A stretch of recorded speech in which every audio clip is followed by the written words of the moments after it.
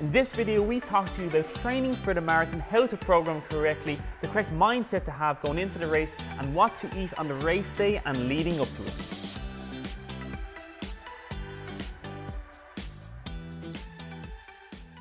So the first thing we're going to talk about is training, and the biggest concern for most people is getting the miles in leading up to the event.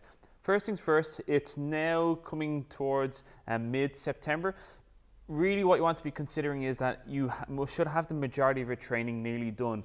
A lot of people do their longest run, typically on a Sunday, day of rest, I know, on a Sunday 3 weeks beforehand. I'm going to link in a training program here that has different levels. So if you're going for a 5-hour marathon, 4-hour, 3-hour, 2:30, there's different levels of programming. And the majority of these demonstrate that the longest run is done 3 weeks beforehand. That's because, especially if you're new to it, it's going to take a lot of effort, number one.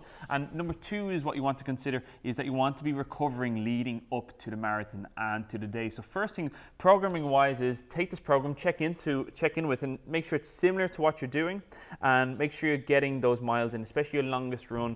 I think for like even the 3 to 4 hour marathon runner, they're doing 18 to 20 miles as their longest run, and then coming on the race day, obviously you have to push it to that further distance. So first things first, make sure you're following a program, make sure you're training now. How to get the miles in is, think of it as eating an elephant. You want to do a little and do it often. So what I'm saying is that you want to be training quite frequently. Along with training, you obviously want to be doing some kind of strength training. A really good one, if you don't do strength training, you're not too sure about what you're doing, is Pilates. Take up a kind of Pilates class and do this once a week as well, just to stay in tune with your body, make sure it's moving and make sure you're looking after it. So getting the miles in, the first tip is do a little and do it often. And programming wise, make sure you're working from a program. If you want a coach or a strength and conditioning coach or a runner with a background in doing marathon running and coaching people, is make sure checking with them as well. And finally, one thing I want to mention about training is a big one, which is shoes.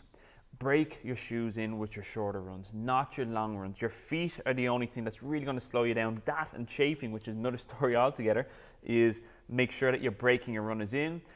And number one, make sure that you have the correct runners for you. Number two, break your runners in. Number three, do not change your runners on the week of the race. That's the worst thing that you can do. My background is distance running. Did that for 10 years at a competitive level. Never, ever change your shoes the week of the race, or the day of the race is even worse. You'll just destroy your feet and then you'll have a really bad experience. So that's a quick tip on training. Moving on to our nutrition. So nutrition wise, the guys in Hopsack and Rathmines are really quite good at this. We also have the Fit Clinic, who we've talked about before, if you want some professional advice. But nutrition wise is that carbs are your main source of energy for this. Some people might get away with very low carbs in doing this, but this is for the majority, and this is for you that we're talking about. So carbohydrates are your main source of energy. Do not limit your carbs. Approaching the race day, you should not be experimenting. If you're taking intra-workout stuff, you really want to experiment with that in your runs now, in your longer runs. Experiment with it, see what works, what doesn't work, and that means as well your food pre-race day, you should be eating those types of foods now, not change them. Make sure they're high in carbohydrates. You still need your protein to make sure that you're replenishing and you're recovering from your heavy training days, but coming up to the week of, carbohydrates are more your priority. And again, if you do want an approach on how to do that, make sure you contact a professional. Race day food is not as important as you may think. The days beforehand are the most important, because that's when you're getting your carbohydrates and storing them as muscle glycogen. You're not going to do much the day of. It's like trying to cram all your training into the week of your race. You're not going to get all your food in, the right amount of nutrients into your body that morning of. You might even really struggle to eat. So make sure you have, and you're designing now, your nutrition plan. So that's our nutrition tip. Finally, when it comes to the mindset, first things first, I've never done a marathon.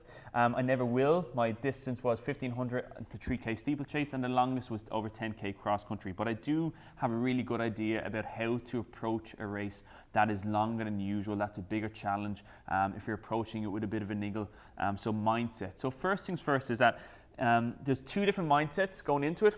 Those who are at more of an advantage usually are actually the ones who are doing the race first. The reason for this is that it's an experience, it's an event, especially the Dublin Marathon really does cater well for those who are doing it as a first time. And the reason for this is that they have pacers. And the one key thing that I want to say to you is do not let your ego get in the way. Use these pacers. If it's your first time doing the marathon, use these pacers. And they're really, really efficient at what they do. You'll be in a big group, and running in a group is the best thing you can do for pacing, enjoyment of the whole occasion. But do not get caught up with those in the next group. So select your group, don't let your ego get in the way, and complete the race. For those who are a little bit more advanced, mindset approaching it is, number one, you need to have the confidence in your measure. So the training session that you're measuring off what you'll be able to do. So that's true beforehand, usually your longest run. And then considering going into the race, what you look to. So if you're setting out at a certain pace, etc., your mindset, your approach to that race should be more of an aggressive nature. So if you're going to the next level, you're really trying to work off your training times, working with your coach, or what pace you should be going at, number one. And number two is sticking at that pace. So this is more for the seasoned marathon runner. The mindset is you're going out that pace, you've decided to do it. If it goes wrong, it's not going too well, you might have to pull back at a certain pace, but you can be a little bit more aggressive in your approach. Those who it's your first time, be less of aggressive, enjoy the occasion. Those who are going in for the second time, third time, fourth, 10th, you need to set your standard and then get into that discomfort zone and challenge yourself. If you're nervous going into the race, that's a key element. But mindset again, take it in blocks. If you want to, take it in quarters, treat it as a 400-meter race. Anytime that we approach a 3K race or a 5K, you always take the race in quarters. That way you just knock off bit by bit by bit, so that if you're having a tough second quarter, third quarter, you're just breaking it down. Do not go mile by mile. That is mentally a lot tougher because there's 26 of them. But if you divide 26, we go in 6 mile blocks, 1, 2, 3, 4. So if you can go 6, 6.5, 7 mile blocks, break it down.